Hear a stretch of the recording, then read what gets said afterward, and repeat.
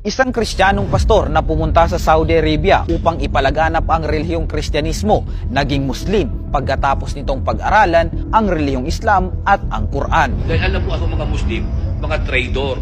Negatibo ang tingin ko sa kanila, terorista. Yun talaga ang paniniwala ko ng mga panahong wala akong kaalam-alam talaga sa kanila kasi negative talaga ang alam ko sa mga Muslim. Isa siyang pastor ng kanilang simbahan at kinikilala bilang isang reverend. Maituturing siyang malaki ang pinag-aralan pagdating sa kanilang relihiyon. Pero bakit siya naging Muslim? Paano nangyari yun? Paanong naging Muslim ang dating pastor na kinikilala bilang pastor sa kanilang simbahan? Tara, ating alamin dito sa programang Dapat Mong Malaman.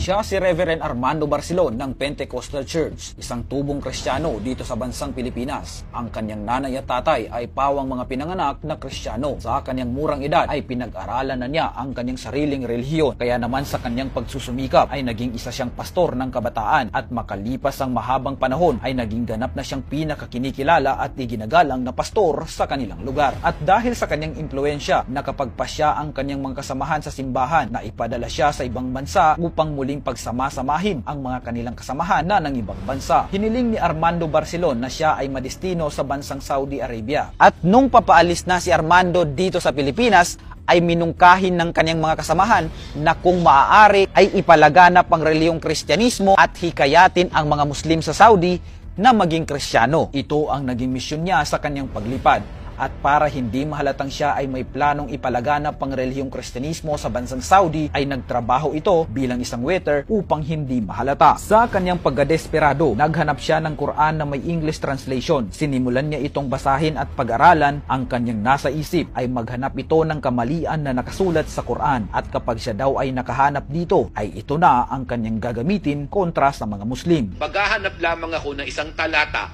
sa aklat nila na Quran na kamalian. O pag nakakita ako ng maling aral, automatic ito ang gagamitin ko, isang talata ng kanilang libro para makonvert ko ang isang Muslim sa aking paniniwala. Sa kanyang patuloy na pagsisiyasat at pagbabasa sa Quran ay wala ni isa siyang nahanap na kamalian patungkol dito. Kaya naman ang pastor ay nakakahanap na ng pagdududa sa kanyang sariling relihiyon. Kaya nabuksan ang kanyang isipan na ang kanyang dinidiscriminate na relihiyong Islam ay ang totoong relihiyon pala. Kanyang nasabi na hinahanap niya daw ang kamalian ng Islam, ngunit mas marami pa palang mali ang kanyang sariling relihiyon. Tapos kung basahin ang buong Quran, ang natuklasan ko, yung aking paniniwala ang siyang tadtad ng kamalian. Dahil dito ay nakapagpasya si Pastor Armando na yakapin ang relihiyong Islam. Kaya siya ay nagbalik Islam nang mapatunayan niya na ito ang totoong relihiyon. Nakita ko ang Islam dahil hinanapan ko lang po ito ng kamalian upang gamitin ko sa pagpapalaganap ko sa pag-akay sa relihiyong Kristyanismo na aking nakamulatan at aking pinaghirapan na maabot. At dahil sa paghahanap ko ng kamalian sa relihiyon ng Islam, na nasumpong akong kamalian,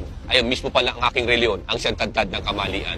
Yun po ang naging dahilan, naging susi upang mayakap ko ang tunay na relihiyon na mula sa Diyos. Ang dating Pastor Armando Barcelon ngayon ay pinalitan na ang kanyang pangalan at isa na ang Ustadz Ahmad Barcelon. Ngunit nang siya ay maging Muslim, hindi ito naging madali dahil ang kanyang mismong mga magulang ay pinapagalitan siya bakit daw siya nagbalik Islam. Mahigit 7 taon o 7 years ang tiniis ni Ustadz Ahmad Barcelon nung yakapin niya ang Islam. Kabi-kabilang batikos mula sa iba't ibang tao ang kanyang natatanggap. Maging ang kanyang magulang ay nahihirapang tanggapin ang kanyang naging desisyon. Bibigat na pagsubok ang dumating sa aking buhay. Naging una kong taga-usig ang aking mismong magulang. Hindi nila kalain na ang kailang iginagalang na reverend mag-Muslim. Tiniis ko po lahat ng mga pagsubok na ito. Hinamon ko pa ang aking mga magulang na handa kong balikan ang aking dating paniniwala kung makakakita sila ng maling aral dito sa loob ng pananampalatayang Islam.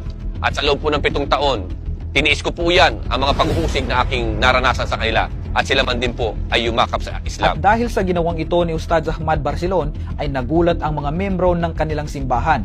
Anila, nawalan sila ng isa sa pinakamagaling na pastor sa kanilang simbahan. Ang kwento ni Ustadz Ahmad Barcelon ay isa sa pinakamaituturing nating maganda ang ehemplo sa lahat ng mga Kristiyano dito sa Pilipinas. Dahil nagkaroon sila ng interes na pag-aralan ang relihiyong Islam at ang mga Muslim at pati na rin ang Quran. Ang relihiyong Islam ay perpekto. Pero ang mga katauhan nito o ang mga tao nito ay hindi perpekto. Kaya sa mga nagsasabi dyan na ang mga Muslim ay terorista, mamamatay tao, hindi po yan totoo. Blame the person kapag sila ay nagkamali, not the religion. At panawagan ko sa mga pastor na vlogger dito sa Facebook maging sa YouTube, kung mangangaral po tayo ay mag-focus na lang tayo sa ating relihiyon at huwag nating sirain ang Islam dahil wala naman itong ginagawa sa atin. Maging maingat na lang tayo sa mga pinapalabas natin dahil baka ito pa ang pagsisimulan ng pag-aawayan ng Kristiyano at mga Muslim. Lagi nating tatandaan, lamang ang may alam dito sa programang dapat mong malaman. Assalamualaikum.